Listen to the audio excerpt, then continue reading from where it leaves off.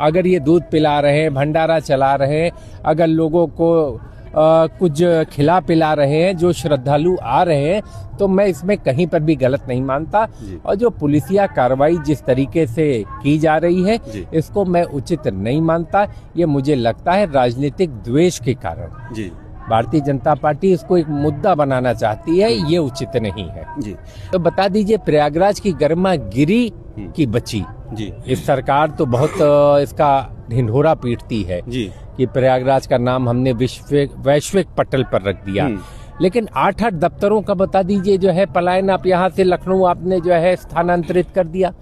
निश्चित तौर से प्रयागराज की प्रतिष्ठा को ठेस पहुंची है। सरकार उसका गिराने का कुत्सित प्रयास कर रही है, इसकी मैं निंदा करता हूँ। जय हिंद, आप देख रहे हैं प्रचंड भारत न्यूज। आज हमारे साथ माननीय सांसद प्रयागराज के उज्जवल रमण सिंह जी हैं। हमने बहुत सारे सवाल लेकर आए हैं, वो भी मेरे सवाल नहीं है, ये सवाल प्रयागराज की जनता के हैं। सर, प्रचंड भारत न्यूज पर आपका बहुत बहुत स्वागत है। बहुत बहुत धन्यवाद आपका जो है जी सर। सर, ये माघ मेला जो चल रहा है प्रयागराज में, इसके बारे में क्या कहेंगे सर? देखिए, माघ मेला तो सदियों से चलता चला आया और ये बड़ी ही पुरातन हमारी संस्कृति है और खास तौर से प्रयागराज वासियों का बड़ी ही आस्था और विश्वास है इस मेले में जी सर।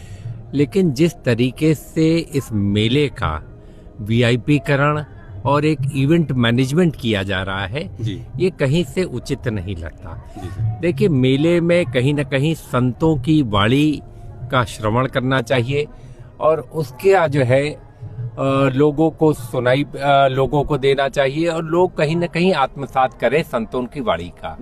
लेकिन मेले में क्या दिखाई देता है कि वीआईपी लोगों की हूटर की गाड़ियों का सायरन की आवाज, कहीं न कहीं ये वीआईपी मेला बना दिया गया।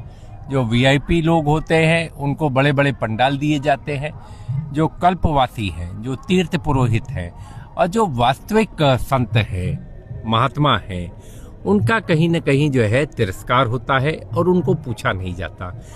ये उचित नहीं है। आज भी कल्पवासियों को पानी की दिक्कत है, जगह जगह पर शौचालय पूरी तरह से बन नहीं पाए हैं। तो ये एक बड़ा हम लोगों के लिए चिंता का विषय है कि तैयारियां अपूर्ण है सरकार की और उसके बाद सरकार पूरे देश में ये ढिंढोरा पीटती है। मैं तो कहूँगा कि जब अखिलेश यादव जी की सरकार थी 2013 में, जब कुंभ हुआ, बहुत ही शानदार व्यवस्था यहाँ पर थी और सभी का ख्याल रखा गया, समुचित ख्याल रखा गया। लेकिन विगत कुछ सालों से ये परंपरा सी बन गई कि लोग इसको राजनीतिक फायदे के लिए इसका उपयोग करना चाहते हैं, जिसको मैं उचित नहीं मानता। ये दान और पुण्य की जगह है जी।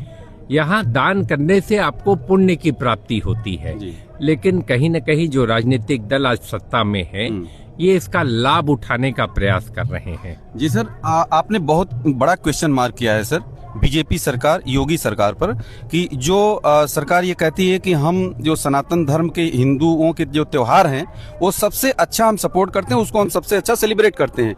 लेकिन आप जो एक क्वेश्चन मार्क लगा रहे हैं कि यहाँ जो है वीआईपीकरण कर दिया गया और जिस तरीके से आप ये भी देख रहे हैं कि कई जगह जो बैरिकेटिंग लगाई गई है, आने जाने वालों की जो असुविधा हो रही है, उस पर क्या कहेंगे सर? देखिए, हम लोग तो प्रयागराज वासी हैं, हमने तो हर सरकारें देखी हैं जी। मुलायम सिंह यादव जी जब 2006 में थे तब भी का भी मेला देखा, 13 का भी देखा, 2000 वाला भी मेला देखा, 2019 वाला भी देखा, 2024 वाला भी देखा। आप अर्ध कुंभ को कुंभ कर देते हो, कुंभ को महाकुंभ कर देते हो, माघ मेले के साथ भी वीआईपीकरण कर देते हो। लोगों को जिस तरीके से कुंभ में मैं तो कहूँगा कि लगभग 30-30 किलोमीटर पैदल चलाया गया जी।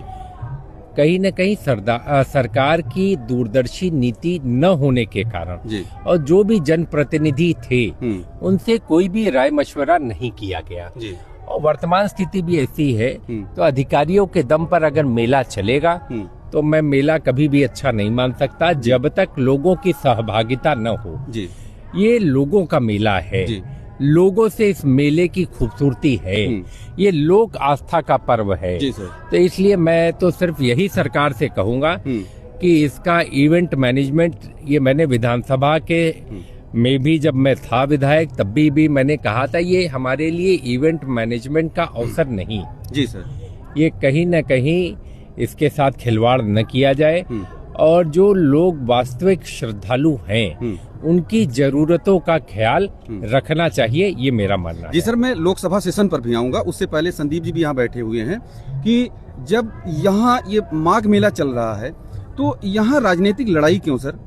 जैसे नेताजी की जो मूर्ति नहीं रखने दी गई, अब समाजवादी पार्टी और ये संदीप जी बैठे हैं, कह रहे हैं कि बीजेपी को हम झंडा नहीं लगाने देंगे। देखिए, मेरा सिर्फ ये मानना है कि संदीप जी और जो संस्था इन्होंने बनाई उसके साथ अन्याय हो रहा है जी।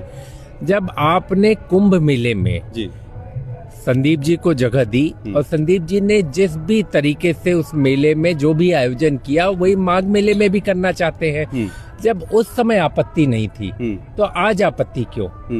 देखिए, कोई एक राजनीतिक दल एक तरीके से काम करे और दूसरे के ऊपर जो है प्रतिबंध लगे तो ये उचित नहीं।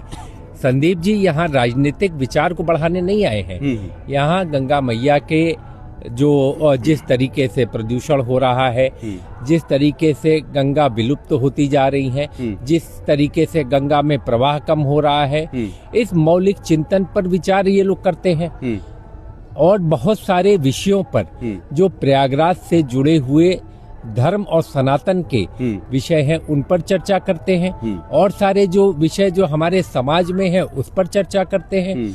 तो मुझे नहीं लगता कि इसमें कहीं से भी प्रतिबंध है। जब सरकारी संत महात्माओं को इतनी सुविधा, तो हमारे जितने भी सारे साथी हैं प्रयागराज के लोग हैं, हमेशा यहाँ पर मेले में उनको जगह दी जाती आई है। और संदीप जी कोई राजनीतिक दल नहीं, एक विचार को लेकर चल रहे हैं, एक विचार का आदान प्रदान हो रहा है और निश्चित तौर से लोकतंत्र में स्वस्थ राजनीतिक विचारों का आदान प्रदान। और मैं तो कहता हूँ विश्व हिंदू परिषद के लोग लगाते चले आए, कांग्रेस का सेवा दल का जो है यहाँ पर शिविर सदियों से लगता चला आया और लोग जो है लगाते चले आए, अन्य दलों के लोग भी यहाँ लगाते चले आए। तो आखिर संदीप जी पर इतना प्रहार क्यों? सर, ये हम अभी गए थे, निर्मला पासवान जी से हमने बात किया तो वो ये कह रही थी कि ये तो संदीप जी अपनी राजनीति चटकाने के लिए कर रहे हैं, उनको जो करना हुआ करते रहे। अब देखिए, ये सरकार को देखना है, ये मेले के प्रशासन को देखना है जी कि सबको समभाव से देखना चाहिए जी। इनके लिए एक नियम नहीं हो सकता, दूसरे के लिए दूसरा नियम नहीं हो सकता, सबके लिए समान नियम है जी सर, और समान नियम लागू होने चाहिए, ये मेरा मानना है।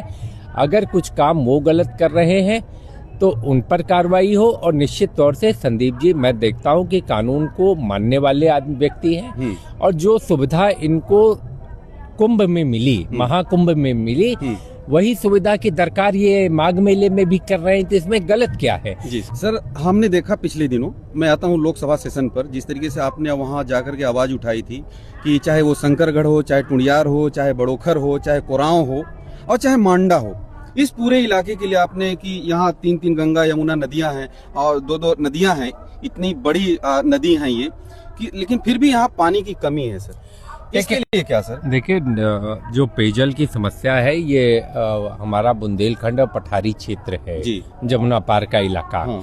और जिस तरीके से वर्तमान सरकार लंबे समय तक आज उत्तर प्रदेश में है, 8 साल से ऊपर हो गया और दिल्ली में 12 साल से ऊपर की सरकार हो गई, लेकिन इस क्षेत्र ने जिसने इतने प्रधानमंत्री दिए जी सर, और उसके बावजूद इसकी उपेक्षा हो, आज लोग टैंकर से पानी पीते हैं।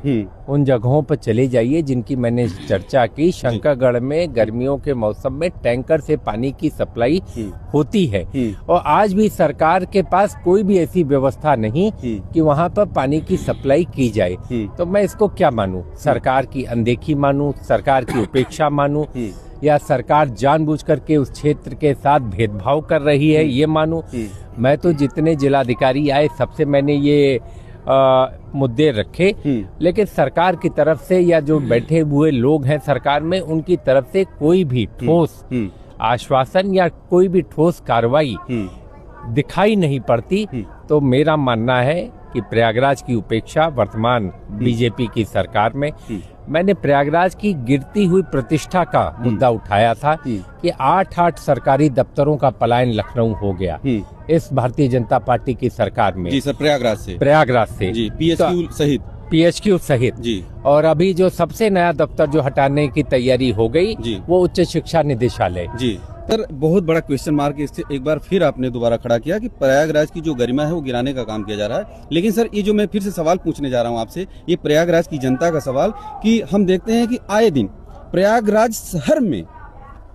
शहर में पीने की पानी की समस्या होती है सर, अभी भी हो रही है सर, और कहीं कहीं गंदा पानी आता है सर। उसके लिए सांसद जी क्या कर रहे हैं सर?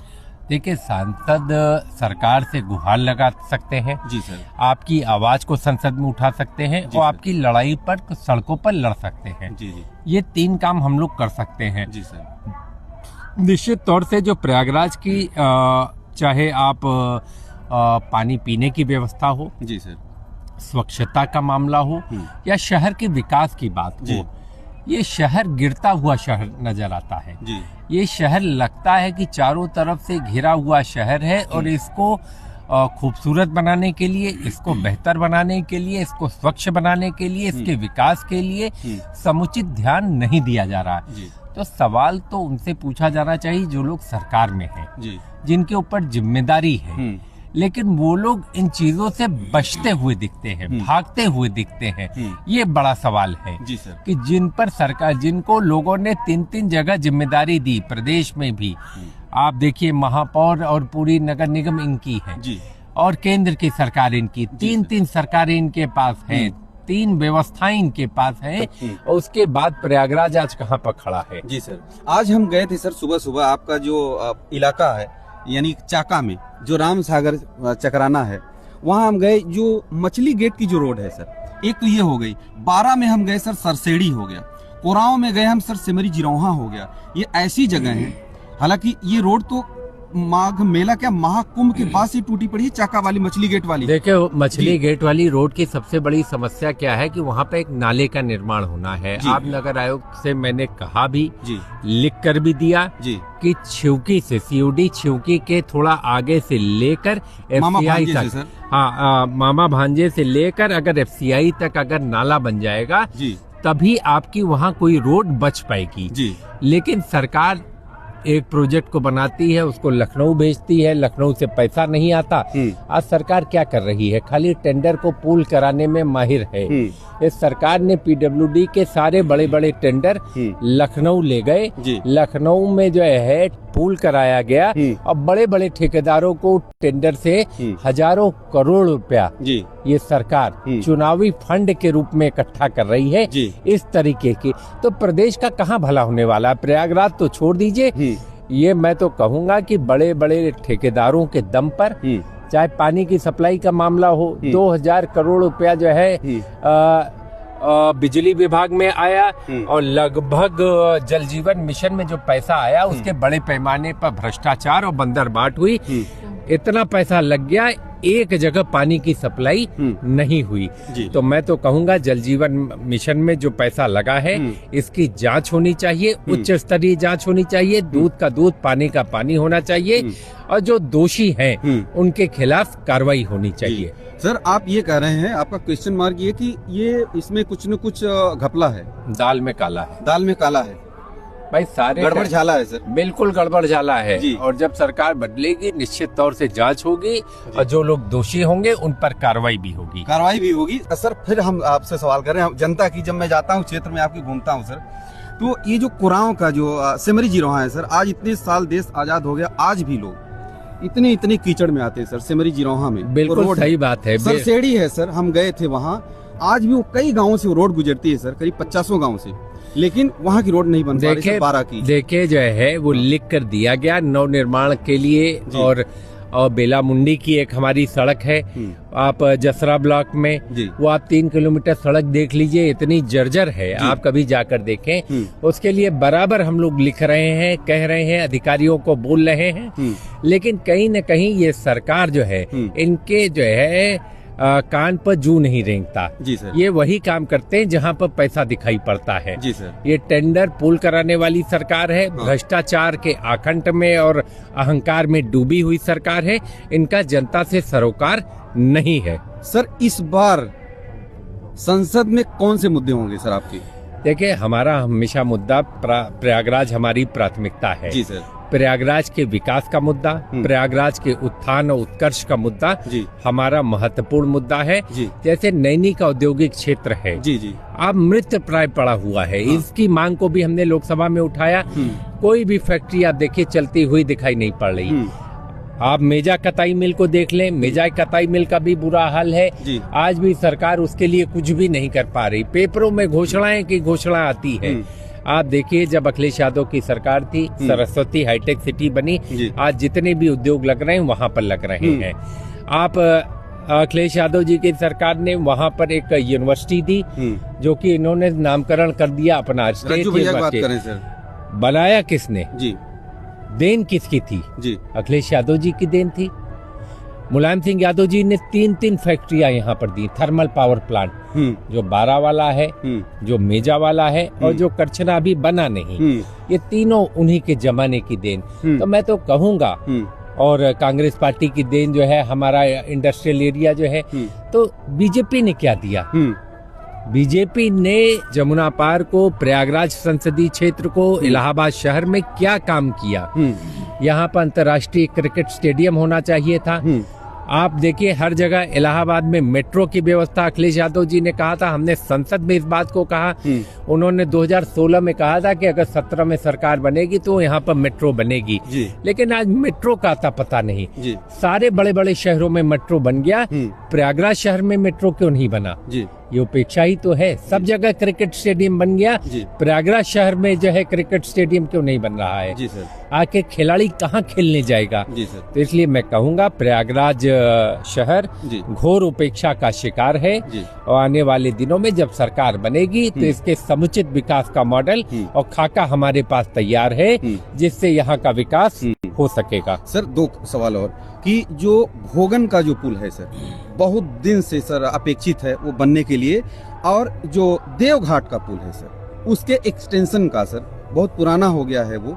तो ये दोनों, और एक बड़ोखर में जो सर जी, बड़ोखर में जो पानी की जो समस्या है सर, उसके लिए आपका क्यों? देखिए, बड़ोखर के पानी के लिए भी वहाँ पर जो है इन्होंने आश्वासन दिया कि जल जीवन मिशन में जो है पानी जो जा रहा है उसके माध्यम से जो है वो सप्लाई करेंगे। मुझे नहीं लगता जल जीवन मिशन कामयाब स्कीम है। ये आने वाले दिनों में भ्रष्टाचार की भेंट चढ़ चुकी है और इसका पानी कहीं पहुँचने वाला नहीं है जी सर, जो मेरा मानना है। तो वहाँ पर एकल पेयजल योजना बने, अगर जरूरत पड़े तो उसको टुड़ियार से या देवघाट से जोड़कर वहाँ पानी की सप्लाई की जाए। पहले भी देवघाट से पानी जो है बड़ोखर में आता था।